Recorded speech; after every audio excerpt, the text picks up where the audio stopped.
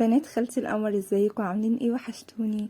تعالوا بقى النهارده هقول لكم على استخدامات كتيره وحلوه جدا لجل الصبار اللي على طول راكنينه في الدولاب ومش عارفين نستخدمه في ايه. استخدامات هايله، يلا بينا. اول حاجه بقى، هو بينفع يكون مرطب قوي جدا للبشره. ممكن تحطيه على طول، ممكن تحطيه في قوالب تلج وتمشيه على بشرتك. تاني حاجه ان انتي ممكن تستخدميه في علاج تشققات الرجل والكعبين. تالت حاجة، ممكن تستخدمي منه طبق رقيقة على وشك قبل الشفرة عشان يخفف الالتهاب. كمان ممكن تستخدميه كبرايمر قبل المكياج. خامس حاجة، ان انتي ممكن تستخدميه لعلاج حب الشباب علشان هو فيه مضادات اكسدة للالتهابات.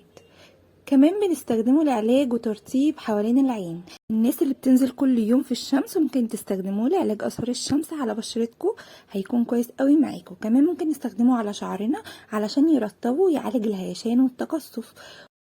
وكمان ممكن نستخدم من ازالة الشعر علشان يعمل لكم تلطيف للجلد. وبس كده خلصنا. ما تنسوش بقى تعملوا لي لايك وفولو على الانستجرام وسبسكرايب على اليوتيوب. سلام.